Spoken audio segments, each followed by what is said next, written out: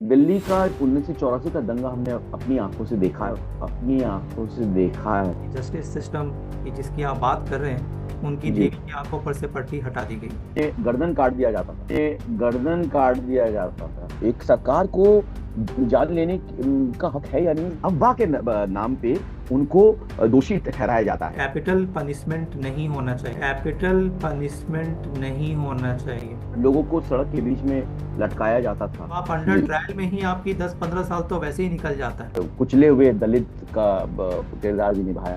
Joy Sen Gupta ji. Our guest today is a versatile actor known for his powerful performances on stage and screen. From his remarkable debut in Hajar Chaurasi Ki Maa to his impactful roles in Bollywood and Bengali cinema, he has consistently captivated audiences with his craft. With a strong foundation in theatre, he has worked with legendary directors like Govind Nehlani and Habib Tanveer ji. Beyond films, his presence in television and web series continues to leave a lasting impression. Let's dive into the journey of this evergreen and immensely talented actor, Joy Sen Gupta sir नमस्ते, कैसे हैं आप? नमस्ते। बहुत बहुत बढ़िया, बहुत बहुत शुक्रिया मुझे यहाँ बुलाने के लिए। मैं भी आपको थैंक यू बोलूंगा क्योंकि आपने द हिलेरी टाइम्स को आपने टाइम दिया। मेरे पास वक्त है आपके लिए और आप लोगों के लिए। सर आजकल आपका जो एक वेब सीरीज है जी। ब्लैक वारंट, जी। आजकल इट इज कैचिंग ऑन। काफी लोग पसंद कर रहे हैं, आपके रोल को भी जी। काफी पसंद कर रहे हैं। जी। तो इसके बारे में सर आप पहले कुछ बताएं तो बहुत अच्छा रहेगा। आप इससे कैसे देखिए। जुड़े, क्या आपने देख हाँ। करके इसे चूज किया? पहली बात तो ब्लैक वॉरेंट जो है वो एक जेलर की बायोग्राफी है और सत्य घटनाओं पर आधारित है। और ये बायोग्राफी को एक कहानी की तरह लिखी गई थी पहले ही, जो 2006 में पब्लिश हुई थी। इसका नाम ही था black warrant. Sunil Gupta jailer थे और सुनेत्रा चौधरी वो जर्नलिस्ट थी जिन्होंने सुनील गुप्ता को मदद किया था ये लिखने के लिए। इसके इसमें हुई जो घटनाएं थी वो इतनी रोचक हैं, जो 1980 के शुरुआत के दशक में शुरू होती है और 90 के दशक के अंत तक वो चलती है, वो सारा किस्सा जो है। और हालांकि ये किस्से सारे जेल के अंदर हो रहे हैं, लेकिन कहीं ना कहीं जेल के अंदर जो हो रहा है वो पूरे देश के माहौल को दर्शाता है। कौन सा माहौल देश में है, क्या किन चीजों से गर्माहट है बाहर, राजनीतिक गर्माहट, सामाजिक गर्माहट, वो सब आपको जेल के अंदर दिखता है। क्योंकि जेल के अंदर जो लोग डाले जाते हैं, आ, कभी जानबूझ के, कभी गलती से और कभी बिल्कुल सही तरीके से, वो तीनों चीजें दर्शाती हैं आपके सामाजिक परिस्थितियों को, समाज में क्या चल रहा है। तो इसको जब बनाने के लिए चुना विक्रमादित्य मोटवानी की कंपनी ने, और तो ये बहुत बड़ा, मतलब एक बहुत बड़ा टास्क था। क्योंकि एक तो ऐतिहासिक चीजें हैं, दूसरा एक पर्टिकुलर पीरियड से जुड़ी हुई है, और तीसरा फैक्चुअल है। तो आप इसमें आपको काफी जो है सेंसिटिवली आपको दर्शाना पड़ेगा, पहली बात तो। और दूसरा, आपका रिसर्च ठोस होना चाहिए। तो इन लोगों ने बहुत भयंकर रिसर्च किया और फिर उसको एक स्क्रीन पे का शेप दिया, एक स्क्रिप्ट का शेप दिया, जो देना आसान नहीं है। डॉक्यूमेंटेड चीजों को एक स्क्रिप्ट का शेप देना, एक कहानी का शेप देना, उसके किरदार को पूरी तरह से जो है इतना इंटरेस्टिंग बनाना कि व्यूअर्स जो है हर एपिसोड को उतने इंटरेस्ट के साथ देखे, वो आसान नहीं होता। क्योंकि कई बार डॉक्यूमेंटेड चीजें, जो फैक्चुअल चीजें होती हैं, वो थोड़े से डल हो जाते हैं। तो ये पूरा क्रेडिट जाता है विक्रमादित्य की कंपनी को और अपलोज एंटरटेनमेंट को, जिन्होंने इस प्रोजेक्ट को बैक किया, नेटफ्लिक्स जिन्होंने इस प्रोजेक्ट को दिखाया। जहां तक मेरा सवाल है, देखिए, मैं तो 1980 के दशक का ही जनरेशन का ही हूँ। जब मैं बहुत छोटा था, मुझे अभी भी याद है, एकदम छोटपन में हमारे हमें भी बिल्ला नंगा के किस्से के बारे में पता था, क्योंकि रेडियो में उसके न्यूज रोज आते थे। और हमारे पेरेंट्स हमें डराते थे इस किस्से से कि आप किसी भी अनजान व्यक्ति से बात नहीं करना, सड़क पे जब भी अगर आप जाओ भी तो अकेले, तो जरूर आगे पीछे देखना, वगैरह वगैरह वगैरह। ये छुटपन की बातें, चार्ल्स शोभराज की बातें जो है वो अखबारों में, मैगजीन में और लोगों की बातचीत में हमेशा हमने हमने खुद सुना है। तो इन चीजों से हम पूरी तरह से वाकिफ थे। दिल्ली का 1984 का दंगा हमने अपनी आंखों से देखा है। मैं स्कूल में था। और स्कूल में रहते हुए जिस रात को ये शुरू हुआ, वो बिल्कुल मेरे सामने शुरू हुआ। अ, दंगे की शुरुआत, गुस्से की शुरुआत, सारे जो नफरत के जड़, वो सब मेरे सामने वो खेला गया। तो जब मुझे इस प्रोजेक्ट के लिए चुना गया, इस कैरेक्टर के लिए बताया गया, तो मेरे लिए जो कहते हैं ये सारी घटनाएं और यार ये जो इतिहास मेरे जहन में पहले से ही था, हालांकि छुटपन में था लेकिन था। तो मेरे लिए उस पीरियड को दर्शाना उतना तकलीफ दे नहीं था, क्योंकि मैं उससे वाकिफ था। मेरे फादर जो थे वो खुद गवर्नमेंट सर्विस में थे, तो मैं उनके आचार आचरण से वाकिफ था, उनके कलीग्स के बिहेवियर से वाकिफ था। एक गवर्नमेंट स्ट्रक्चर में क्या क्या हायरार्की होती है, किस तरह से ऑर्डर पास होते हैं, किस तरह से दबाव आता है, कितना करप्शन होता है, वो सारी चीजें जो हैं मैंने अपने फादर के थ्रू देखा हुआ है। तो ये सारी चीजें मेरे सामने जो है हूबहू थी। मुझे बस इस कैरेक्टर के कैरेक्टर के पल्स को पकड़ना था कि ये जो बंदा है, ये किस तरह से सोचता है, इसकी आकांक्षा और महत्वाकांक्षा क्या है, ये पोस्टिंग उसे कैसी लगती है, क्या वो यहाँ पे खुश है, नाखुश है, और वो अपने चारों ओर के कलीग्स और वातावरण को किस तरह से देखता है, और क्या वो चीजों को सही करना चाहता है, या जो है उनको वैसे ही रहने देना चाहता है, या फिर अमूनन कुछ बड़ा परिवर्तन के तरफ ले जाना चाहता है। इस पर्सनैलिटी को मुझे पकड़ना था। जो मुझे दिख गया कि ये बंदा जो है ना तो कुछ बदलना नहीं चाहता, वो चाहता है चीजें वैसी की वैसी रहे, बल्कि सिस्टम में रहते हुए जितना मेवा खा सकता है छोटा मोटा, वो भी मेवा वो खाना चाहता है। तो ये सारी चीजें जो हैं वो काफी साफ थी मेरे लिए दर्शाने के लिए। अभी मैंने सुनील कुमार गुप्ता जी को भी पढ़ा, एक हफ्ता पहले जी। मैंने उनके आर्टिकल को पढ़ा। यहाँ जी। मैं और सीरियस बात आपसे पूछ लेता हूँ। जी। उन्होंने दो तीन बातें कही। एक इम्पॉर्टेंट बात ये कही कि कैपिटल पनिशमेंट नहीं होना चाहिए।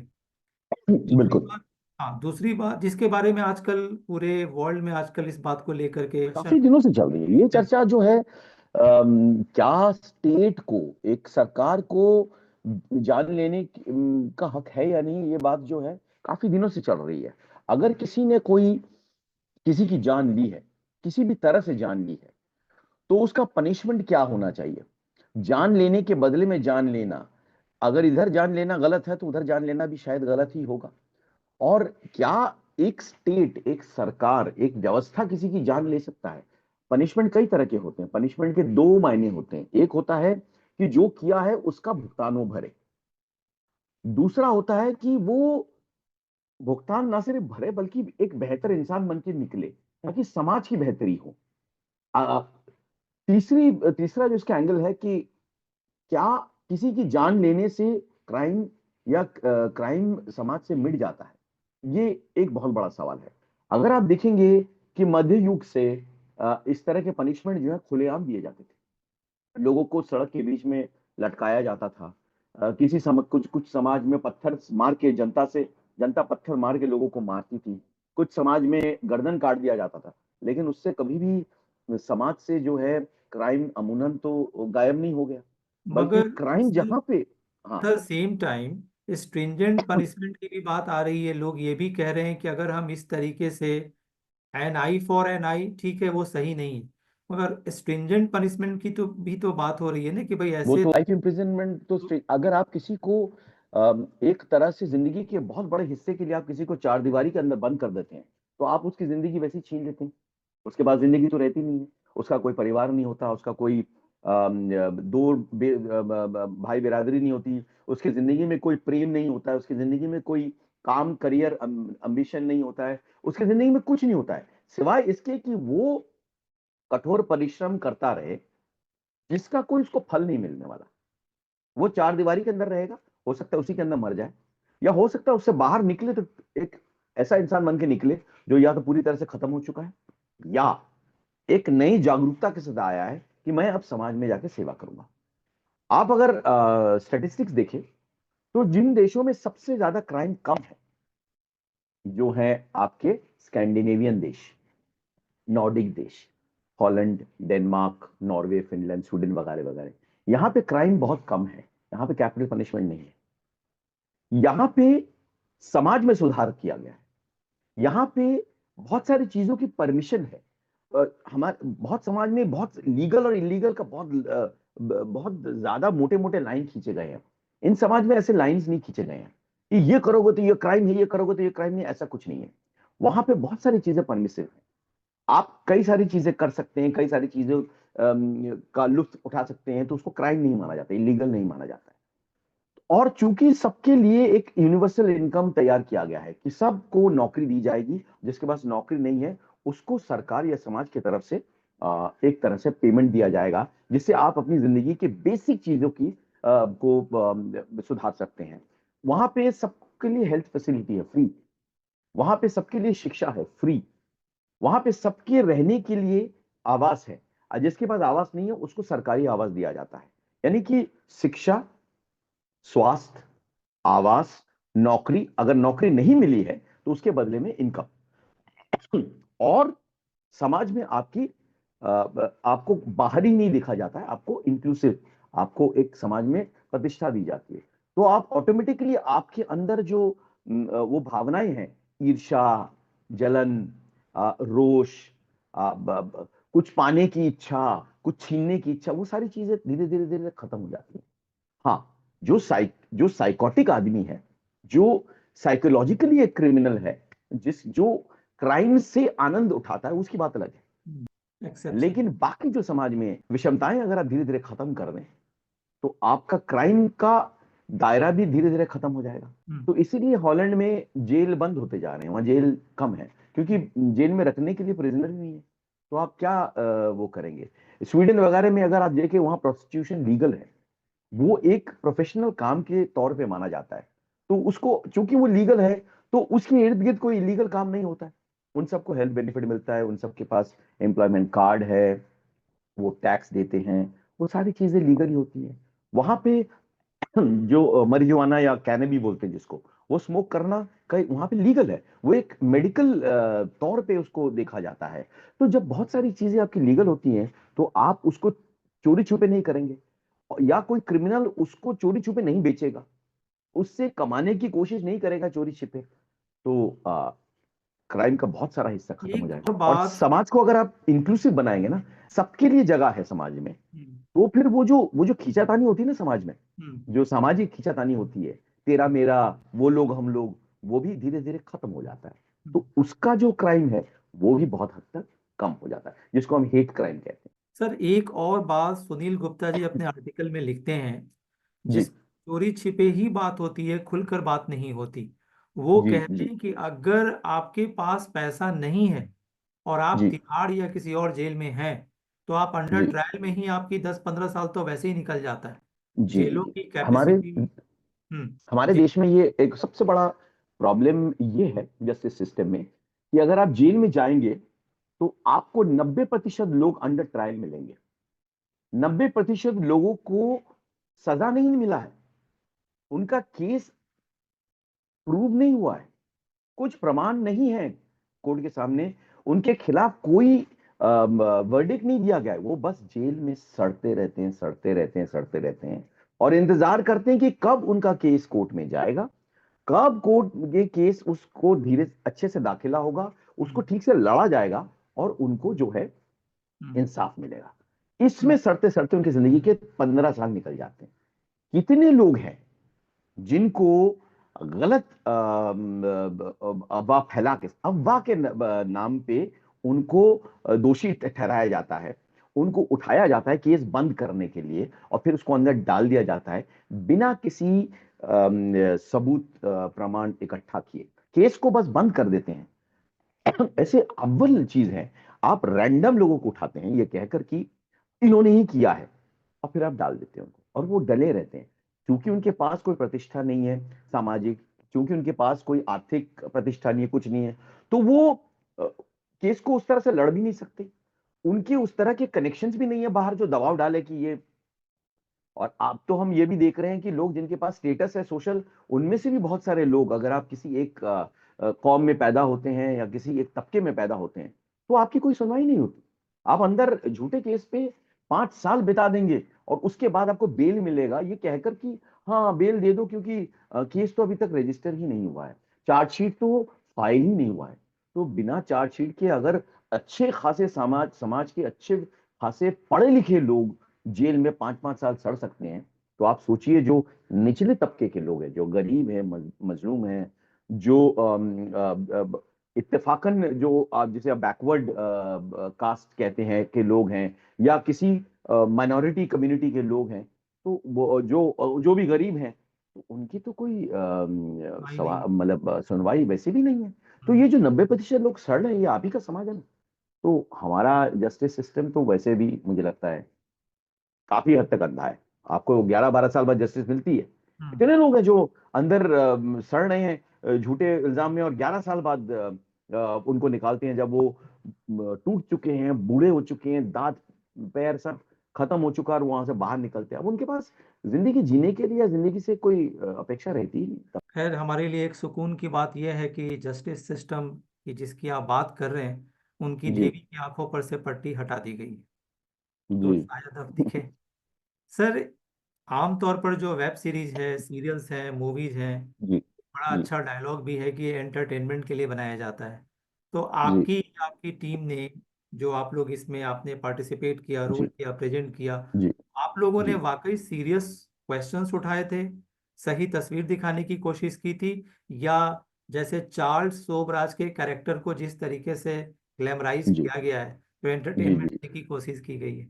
जी जी जी देखिए, मैं उस गुट से आता हूं जो मानता है कि एंटरटेनमेंट सोच के बिना खोखला होता है। मेरे लिए एंटरटेनमेंट जो है, सोच और समझ से भरी होनी चाहिए। जब आप एंटरटेन होते हैं, तो कहीं ना कहीं आपकी सोच बढ़ाती है। आप जब एक लोकगीत सुनते हैं, तो आपके अंदर एक खूबसूरती का एहसास होता है, खोखलापन तो नहीं होता है, आप एंटरटेन होते हैं। जब आप एक बहुत अच्छा डांस परफॉर्मेंस देखते हैं, तो आप उसके थिरकते ताल में सिर्फ एंटरटेन नहीं होते, वो कहीं ना कहीं आपके अंदर ऊर्जा पैदा करता है। उसी तरह से जब आप एक किताब पढ़ के एंटरटेन होते हैं, उस किताब से आपकी जिंदगी में कुछ तो बढ़ावा होना चाहिए, कुछ तो आप बेहतर होने चाहिए 5 पन्ने के बाद, वरना उस किताब का कोई फायदा, क्या फायदा है। मैं उस गुट से नहीं हूं जो कहेगा कि एंटरटेनमेंट का मतलब होता है कुछ ना सीखो, कुछ ना जानो, कुछ ना पढ़ो। वो उसको मैं एंटरटेनमेंट नहीं मानता हूँ। वो एक च्युइंगम खा के थूक देने वाली बात है। वो उसको मैं एंटरटेनमेंट नहीं मानता हूँ। एंटरटेनमेंट कुछ कुछ किसी भी तरह का एंटरटेनमेंट हो, कहीं ना कहीं आपके अंदर कुछ तो करेगा। या तो ऊर्जा देगा आपको, या आपके अंदर के डूबे हुए जो जो स्पिरिट है उसको उठाएगा, या आपकी सोच में कोई खुरापात करेगा, या आपकी समझ को और शार्प करेगा, या एकदम हाईएस्ट लेवल ऑफ एंटरटेनमेंट आपकी चेतना को बढ़ाएगा। आप एक चेतनाशील इंसान बनेंगे, एक अच्छी किताब पढ़ के, अच्छा नाटक देख के, अच्छे सिनेमा देख के, एक अच्छी बातचीत करके। आप 1 घंटे पहले जो थे, 1 घंटे बाद उससे बेहतर इंसान बनेंगे। ये मेरा मानना है एंटरटेनमेंट का दायरा। जरूर ऐसे बहुत से लोग हैं जो एंटरटेनमेंट को सिर्फ बिजनेस पॉइंट ऑफ व्यू से देखते हैं, कि अच्छा, इससे अच्छा बिजनेस हो सकता है, तो जो बिकेगा वह उसको हम बैक करेंगे, और फिर उसको किसी ना किसी तरह से बेचना है हमें। अब वो एक तरह का एंटरटेनमेंट है जो सिर्फ बिजनेस से रिलेटेड है, जो बेचने यानी कि बाजार से रिलेटेड है। बाजार में आपने कुछ रखा, उसको बेचने के लिए कई सारे हथकंडे अपनाए, जब वो बिक गया तो आपने हाथ झाड़ दिया कि चलो मेरा काम खत्म हो गया। लेकिन एक आर्टिस्ट जो है, लेखक है, जो कवि है, जो पेंटर है, जो फिल्म मेकर है, वो पल्ला नहीं झाड़ सकता ना। वो जो बात कह रहा है, वो बात तो समझ में रह जाएगी ना। आपने एक किताब लिखी, आपके गुजर जाने के बाद भी वो किताब रह जाएगी। आपने एक फिल्म बनाई, आपके गुजर जाने के बाद भी वो फिल्म रह जाती है। तो उसकी जिंदगी तो कहीं ज्यादा होती है। तो उसमें अगर कुछ ठोस चीज होगी, तो उसकी जिंदगी लंबी होगी। अगर उसमें कुछ नहीं होगा, तो रिलीज के बाद हिट हो जाएगी शायद, और फिर उसके बाद मर जाएगा, क्योंकि उसको कोई याद नहीं करेगा। उसके नंबर से आपको याद होंगे कि उसने बहुत पैसा कमाया था, या वो 15-20 हफ्ते चला, लेकिन उसके बाहर आप उसको लेकर चर्चा नहीं करेंगे, उसको लेकर बातचीत नहीं करेंगे। वो आपके अंदर कोई हलचल नहीं पैदा करेगा। वो सिर्फ नंबर वाला खेल होगा। लेकिन जो आपके अंदर हलचल पैदा करता है, उसकी जिंदगी बहुत लंबी होती है। इसीलिए 2 बीघा जमीन जो फिल्म बनी थी, बिमोल रॉय ने बनाई थी, उसकी जिंदगी मेरे मर जाने के बाद भी चल रहेगी। इसीलिए आप आज कपूर की आवारा बाद में भी, आज से 100 साल बाद भी शायद चर्चा की जाएगी। इसीलिए अमिताभ बच्चन की एंग्री यंग फिल्मों में दीवार जैसी फिल्म जो है उसके बारे में बातचीत होगी, क्योंकि उसके अंदर कहीं एक सामाजिक रोष था, एक कॉन्फ्लिक्ट था उसके अंदर, एक वर्ग संघर्ष था उसके अंदर, तो उसको लेकर बातचीत आगे भी चलती रहेगी। लेकिन उसी पीरियड में ऐसे बहुत से फिल्म रिलीज हुए जिसकी हम बातचीत ही नहीं करते। 2 बीघा जमीन जिस साल रिलीज हुई, और भी 100 फिल्में रिलीज हुई होंगी, लेकिन हम उसकी बातचीत तो नहीं कर रहे हैं ना। आनंद जिस साल रिलीज हुई, और भी 200 फिल्में रिलीज हुई होंगी, लेकिन हम उसकी बातचीत नहीं कर रहे हैं। तो जो चीज हमारे साथ हिट फ्लॉप अपनी जगह है, लेकिन जो उसमें बात होती है ना, कोई जो आपके अंदर कुछ हलचल पैदा करता है, वो हमेशा चलता रहता है, चलता रहता है, चलता रहता है। तो मैं ये नहीं कह रहा कि हर आर्ट जो है वो बहुत ज्यादा सीरियस होता है, नहीं, कॉमेडी भी आर्ट है। चार्ली चैपलिन की फिल्में कॉमेडी है ना, लेकिन वो आपके अंदर आपको एक बेहतर इंसान बनाती है ना, उसको देखने के बाद आपके अंदर बेहतरी आती है ना। आप सिटी लाइट देखेंगे, मॉडर्न टाइम्स देखेंगे, ग्रेट डिक्टेटर देखेंगे, आप हंसेंगे, लेकिन आपके अंदर एक एक अलग इंसान पैदा हो जाएगा। हेल्दी इंफोटेनमेंट का बेस्ट एग्जांपल है ब्लैक वारंट। सर एक जी थोड़ा सा मैं कुछ हल्का फुल्का क्वेश्चन पूछ लेता हूँ। सर जी एक जी आपका जो सीन था जिसमें जी वो फांसी दी जाती है, जी तो वो जो दिखाया जाता है कि पीछे उगते हुए सूरज को दिखाया जा रहा है, जी जी आपको जी लाल रुमाल दिखा रहे होते जी हैं जी तिहाड़ जी का। जी तो क्या ये जी। एक्चुअल तिहाड़ में आप लोगों ने किया, ये स्टूडियो था, या आप लोगों ने मॉर्निंग का वेट किया? नहीं, ये स्टूडियो में नहीं किया, हम लोगों ने सेंट्रल जेल में किया। ये इसकी शूटिंग जो है वो भोपाल के सेंट्रल जेल में हुई। क्योंकि तिहाड़ अंदर से बदल गया है अभी, 1980s वाला तिहाड़ नहीं रहा। लेकिन भोपाल का सेंट्रल जेल वैसा का वैसा ही है। तो जहां पे भोपाल के सेंट्रल जेल में जो फांसी कोर्ट थी, हमने वहीं पे शूट किया, उसी जगह पे शूट किया है, उसी वक्त शूट किया है जिस समय फांसी होती है। जो पौ फटने वाला जो वक्त होता है, रात से सुबह होने वाला जो वक्त होता है, उसी वक्त हमने शूटिंग की है। हम्म। उतने ही लोग वहां मौजूद थे जितने फांसी के टाइम में मौजूद होते हैं, वो पूरा स्टाफ, पूरा सब कुछ। सिर्फ एक्टर्स थे, लेकिन लोग तो वही थे, सरकमस्टेंसेस वही तैयार किया गया था। और इसलिए अभिनय शैली में भी आपको वही आप जो कहते हैं रियलिज्म या स्वाभाविकता दिखेगी। जो जो अंदर एक घुटन, एक टेंशन, एक आपके अंदर जो एक कुंठा के जो भावना होती है ना, वो सारी चीजें मौजूद होती हैं इस तरह का सीन जब इस तरह से किया जाता है। इसी को आप अगर ग्रीन स्क्रीन लगा के स्पेशल इफेक्ट्स में वो करेंगे, तो ऑब्वियसली फिर बात नहीं वो आती। बात नहीं निकलती। हाँ हम्म। सर आपने दिग्गज लोगों के साथ भी काम किया, खास करके जी मैं गोविंद निहलानी जी की बात करूंगा जी और विपिन दुबे जी की बात करूंगा। तो इन जी लोगों के जी साथ काम करने का एक्सपीरियंस तो वाकई अच्छा रहा होगा, लेकिन जी आपके जी एक्टिंग करियर में, जैसे कहते हैं जी ना कि man is known by his company, तो ऑफ कोर्स जी कुछ अच्छी चीजें आपके पास भी आई होंगी, आपसे भी गई जी होंगी। जी। तो आपने क्या उस चीज को ऑब्जर्व किया और एक्टिंग लाइफ में कितना काम आया? मेरा जो बैकग्राउंड है, उसमें कई तरह के इन्फ्लुएंसेस आए शुरू से। मैं एक बात बता देना चाहता हूँ कि कोई भी आर्टिस्ट हो, चाहे वो एक्टर हो, चाहे पोएट हो, चाहे कुछ हो, वो सिर्फ एक ही मीडियम से उसका स्रोत नहीं होता है, कोई एक ही मीडियम उसका सोर्स नहीं होता हम्म। है। एक एक्टर जो एक्टिंग करता है, उसका सोर्स मटेरियल क्या है? स्क्रिप्ट। लेकिन स्क्रिप्ट का सोर्स मटेरियल क्या है? जिंदगी। जब आप सिनेमा में काम करते हो, आप विजुअल मीडियम में काम करते हैं, तो विजुअल मीडियम को इन्फ्लुएंस क्या करती है? पेंटिंग, फोटोग्राफी, तरह तरह की चीजें। रिटन मीडियम जो स्क्रिप्ट है, उसको उसको कौन इन्फ्लुएंस करता है? लिटरेचर, साहित्य। साहित्य कहाँ से रोचक होता है? जिंदगी से। सिनेमा में, थिएटर में, हर में म्यूजिक का काम होता है, जो एक अपने आप में कला है। रोशनी का काम होता है, लाइटिंग, जो एक कला है। जो डिजाइन का काम होता है, ये सारी कलाओं से एक मीडियम तैयार होता है। तो आपके अंदर प्रभाव हर हर कला के मीडियम का होना चाहिए। सिर्फ आप एक्टिंग एक्टिंग एक्टिंग दोहराते रहेंगे तो वो नहीं होने वाला है। आप आपकी शख्सियत को जो है, आपकी शख्सियत को संपूर्ण बनाती है ये तमाम कला के मीडियम्स। और वो कला के मीडियम्स की का एक्सपोजर अगर आपको हो तो बहुत अच्छा है। हर किसी को वो एक्सपोजर नहीं मिलता है। हमारे समाज में खास करके पढ़ाई का डंडा इतना बड़ा होता है कि आपको किसी तरह देखने नहीं दिया जाता। अगर आप एक अच्छी कहानी की किताब पढ़ेंगे तो बोलेंगे नहीं, ये नहीं, पढ़ाई की किताब पढ़ो। अगर आप कोई बाहर कुदरत में जाकर आप खेलना चाहते हैं तो आपको बोलेंगे नहीं, पढ़ाई की किताब पढ़ो। जो नेचर से आप सीखते हैं उसको भी बंद कर दिया जाता है। अब ये सारी चीजों के बिना एक्टिंग का क्राफ्ट जो है, एक्टिंग का आर्ट जो है, वो पूरी तरह से डेवलप नहीं होता है।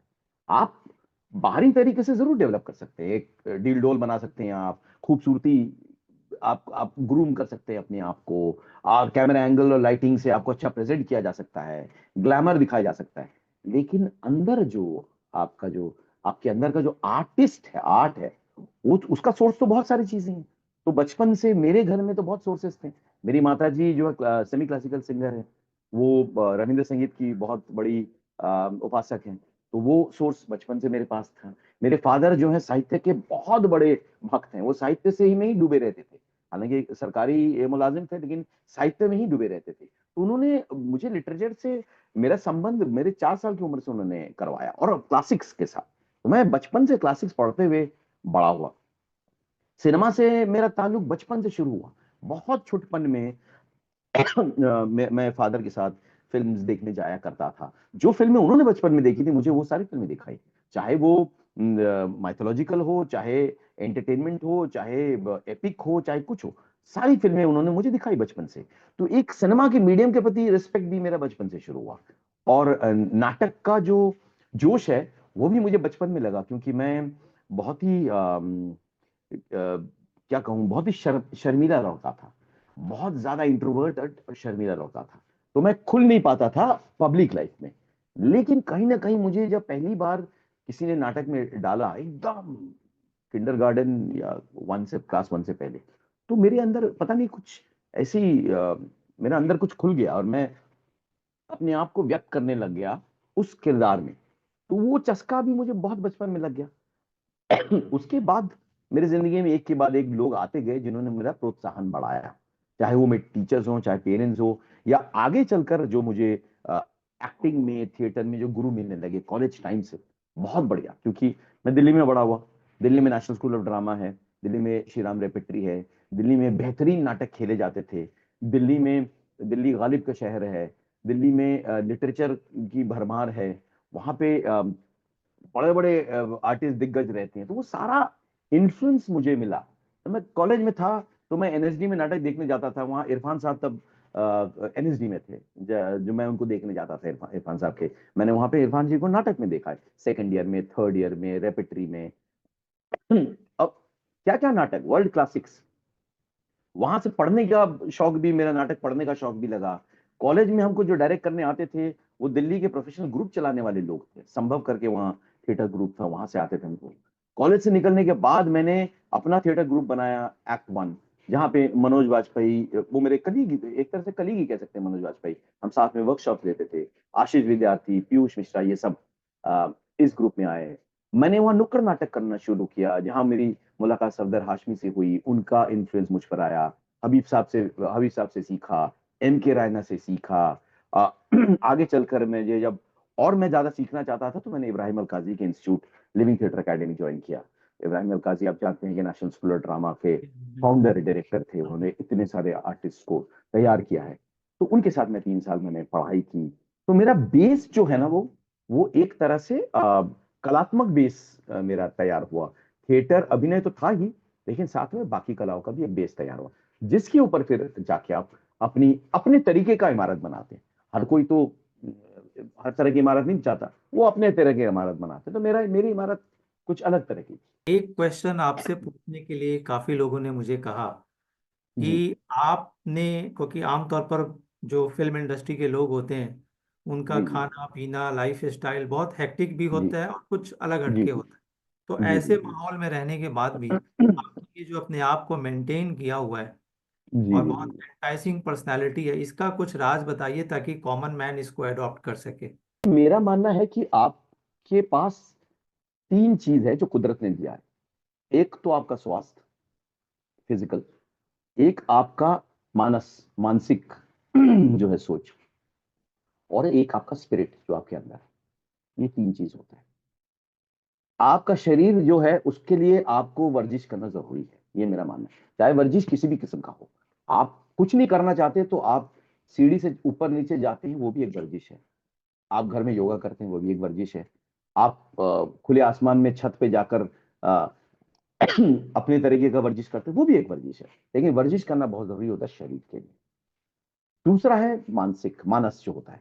उसके लिए तो जैसे मैंने कहा कि वो सारी चीजें आपके पास अवेलेबल हैं जो आपके मानस को बेहतर बनाती है।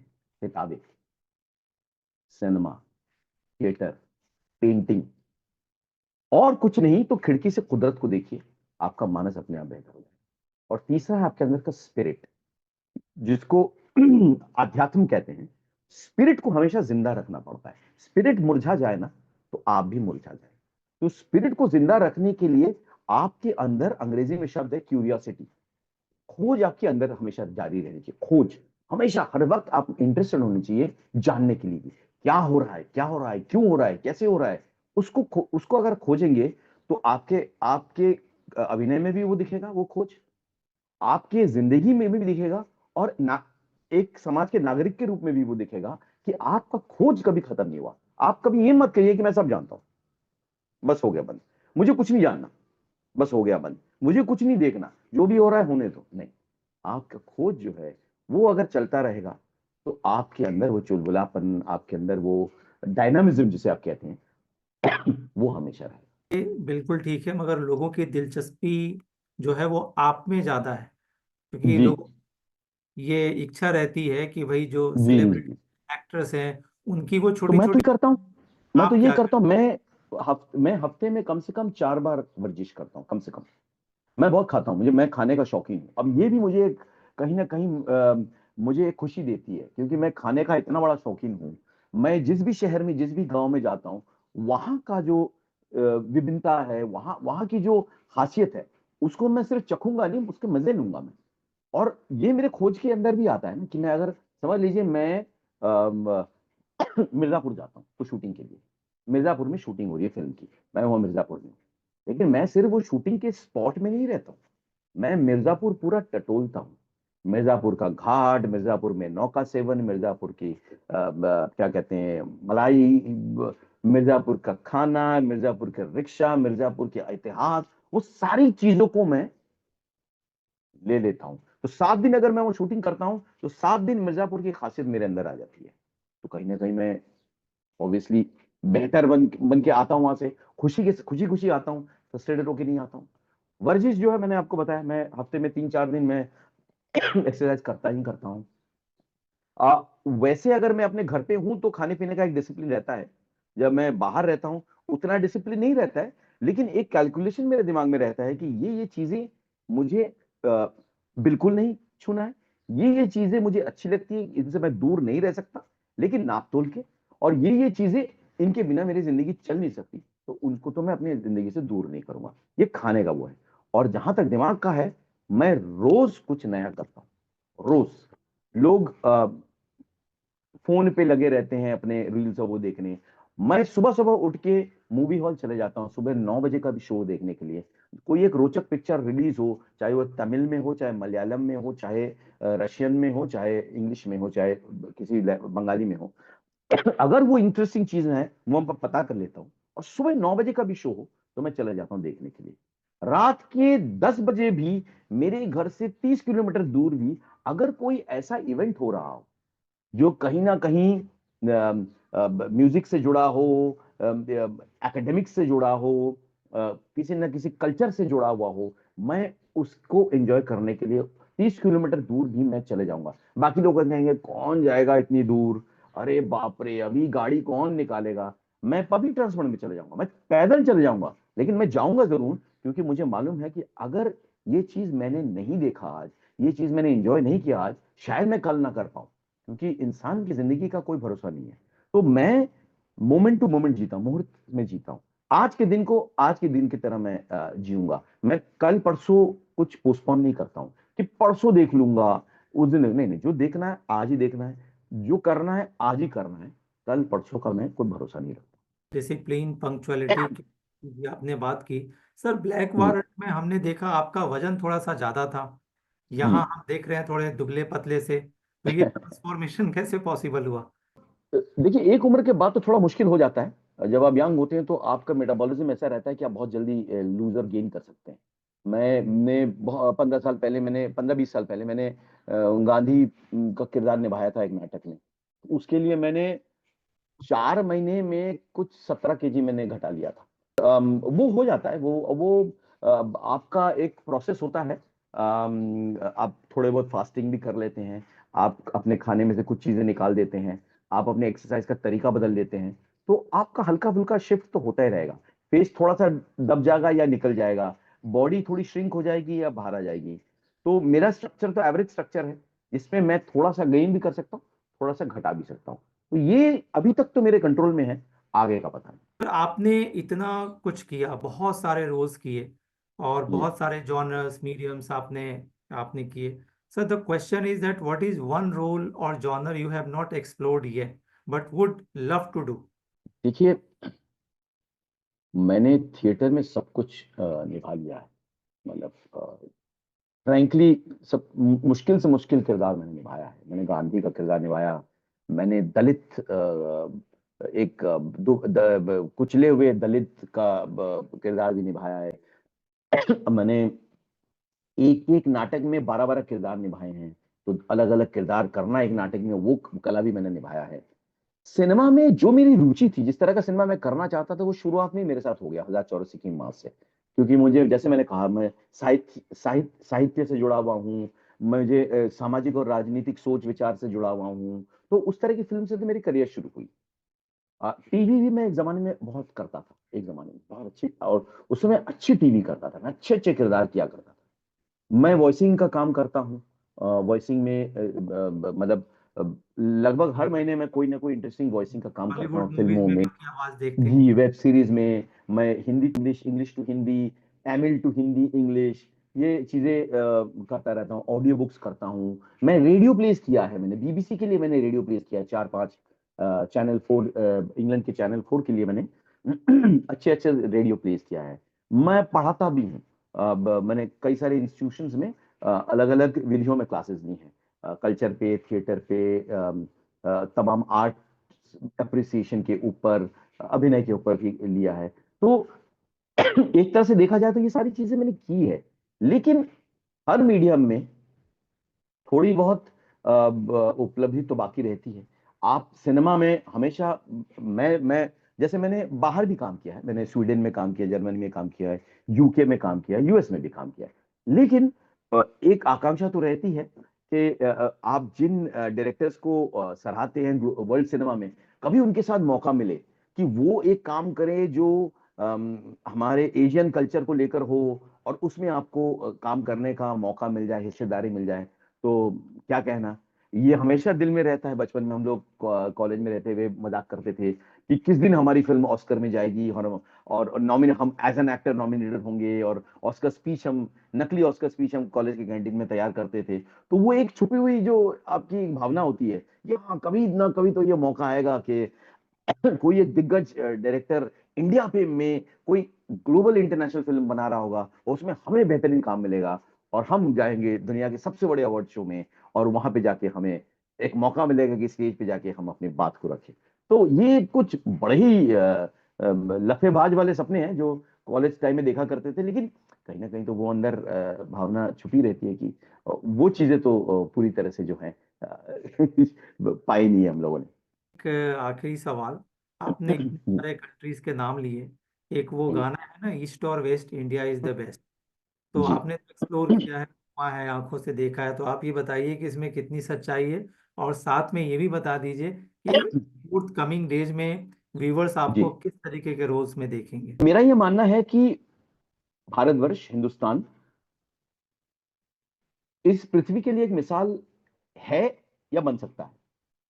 उसका कारण ये है कि पूरे विश्व में जितनी विविधता है, वही विविधता भारतवर्ष के अंदर, एक देश के अंदर है। पूरे विश्व जो है विविधता से जूझती रहती है। ये डाइवर्सिटी क्या है भाई? इधर अलग भाषा, उधर अलग धर्म, उधर अलग नस्ल, इधर अलग रंग, भला भला। हमारे एक देश के अंदर सैकड़ों भाषाएं, सैकड़ों धर्म, सैकड़ों कल्चर, सैकड़ों नस्ल और रंग, सब कुछ है। आप सर्दी खाने के लिए, पहाड़ देखने के लिए किसी एक देश में जाते हैं, दूसरे देश वाले एल्प्स में जाते हैं स्कीइंग के लिए, या समुद्र का मजा लेने के लिए वो लोग मेडिटेरियन में जाते हैं, इटली या ग्रीस में जाते हैं। हाँ, नॉर्दर्न लाइट देखने के लिए स्वीडन में जाते हैं। और जंगल देखने के लिए ब्राजील में, अमेजोन में जाते हैं। फला हमारे एक देश के अंदर एक तरफ जंगली जंगल, एक तरफ मरुस्थल, एक तरफ सागर, एक तरफ नदियां ही नदियां, एक तरफ पहाड़, सबसे ऊंचा पहाड़, सब कुछ है। एक ही देश के अंदर हमारे पास पूरा विश्व है। लेकिन इस बात को सराहने की क्षमता हमारे अंदर ऊपर नीचे होती रही। अगर हम इस चीज को सराहें कि ये विविधता हमारी शक्ति है, ये विविधता ये खूबसूरती है, इसको हम संजो के रखें और हर विविधता को हम इज्जत दें, रिस्पेक्ट दें, तो हमारा देश जो है सिर्फ अव्वल देश नहीं, एक उदाहरण बन जाएगा दुनिया के लिए। लेकिन अगर हम कहें कि अरे उस वो भाषा वाला हमारी भाषा से नीचे है, वो खान पान वाला हमारे खाने से नीचे है, वो इबादत करने वाला हमारे धर्म से के नीचे है, वो चीज से हमारा चीज अच्छा, ये जो खींचातानी है ना, ये जो दूसरों को नीचे दिखाने की जो प्रवृत्ति है, ये हमारे देश को कभी पूरी तरह से अपने पोटेंशियल को रियलाइज करने नहीं देती। क्योंकि हम इतने ज्यादा मशरूफ रहते हैं ये प्रूव करने के लिए, देखो हम कितने दिग्गज हैं। हमें किसी को प्रूव करने की जरूरत नहीं है कि हमारा देश दिग्गज है, वो अपने आप होता है। वही प्रूव करने की कोशिश करता है जिसके अंदर कोई हीन भावना होती है। अगर आप कॉन्फिडेंट हैं, अगर आप अपने संस्कृति में आपको आपको सचमुच अपने संस्कृति से प्यार है, भाषा से प्यार है, धर्म से प्यार है, विविधता से प्यार है, तो आपको उसको कुछ प्रूव करने की जरूरत नहीं है। आप प्यार कीजिए, वो प्यार दिखेगा, वो प्रेम बटेगा और वो अपने आप जो है निखर के आएगा। तो मेरा तो यह मानना है कि भारतवर्ष में पूरा विश्व समाया हुआ है, लेकिन हम इस बात को समझे तो अच्छा बेटर लेट देन नेवर। बहुत सारे लोग नहीं समझते, लेकिन जो है। जी मेजोरिटी है वो आपकी बात से इत्तेफाक रखती है। और जी बिल्कुल मैं भी यही कहूँगा, इंडिया इज़ द बेस्ट। और जी मुझे बड़ा गर्व है कि हम हिंदुस्तानी हैं, भारतवासी हैं। और जी जी खासकर एक बात और है कि आपकी भी जो पर्सनैलिटी है, आपसे जी बातचीत करके आज बहुत सारे नए रूपों के बारे में लोगों को जानकारी होगी। आपका व्यक्तित्व भी विविधताओं से भरा हुआ है। आप टीचर भी हैं, बहुत बहुत इतनी शुक्रिया। बढ़िया बातें करते हैं, और कितना अच्छे तरीके से आपने इन बातों को रखा, बताया। आप महज एक एक्टर नहीं है, उसकी बहुत ठोस जानकारी भी रखते हैं, दीन दुनिया से जुड़ी हुई बातें। तो बहुत सर, बहुत आपने द हिलरी टाइम्स को समय शुक्रिया। दिया, इसके लिए मैं आपको धन्यवाद करता हूं। Thank you. और व्यूवर्स से मैं thank you so Asha much. करता हूं कि वो कमेंट करें और बताएं कि वो अपने फेवरेट एक्टर सेन गुप्ता जी को फ्यूचर में किस रोल में देखना चाहेंगे। जय हिंद।